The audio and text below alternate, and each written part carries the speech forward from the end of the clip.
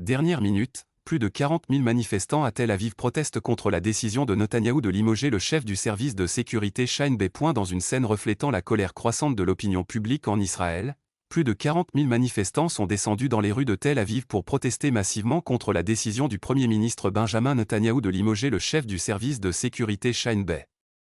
Cette décision soudaine a déclenché une tempête politique et sécuritaire sans précédent, dans un contexte de crainte de troubles internes qui pourraient menacer la stabilité du gouvernement. Pourquoi a-t-il été renvoyé? Selon des sources israéliennes, les désaccords entre Netanyahou et le chef du service de sécurité Shin Bet ont atteint un point de non-retour, avec des points de vue divergents sur des questions de sécurité sensibles, notamment celles liées à l'escalade à Gaza et en Cisjordanie.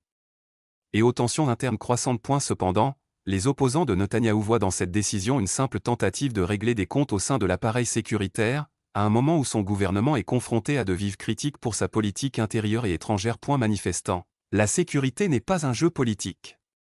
À l'annonce de ce limogeage, des dizaines de milliers de personnes ont envahi la place Abima, dans le centre de Tel Aviv, scandant des slogans de colère contre le gouvernement de Netanyahou, l'accusant de manipuler les services de sécurité à des fins politiques. L'un des manifestants a déclaré dans une déclaration aux médias, « Ce n'est pas seulement un licenciement, c'est un coup porté à la sécurité d'Israël.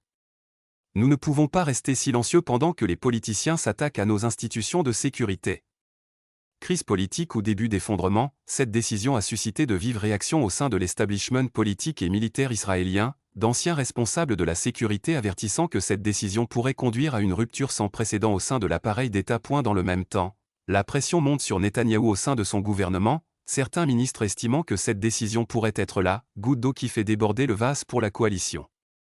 Et ensuite ? Assistons-nous à des démissions et à des divisions plus profondes? Alors que les manifestations se poursuivent et que la colère se propage, l'attention se tourne désormais vers les réactions au sein des institutions sécuritaires et politiques, alors que chacun anticipe si cette crise entraînera des démissions au sein du gouvernement, ou peut-être sa désintégration complète. Netanyahou résistera-t-il à cette tempête? Ou bien cette décision va-t-elle précipiter sa fin politique? Les jours à venir seront cruciaux.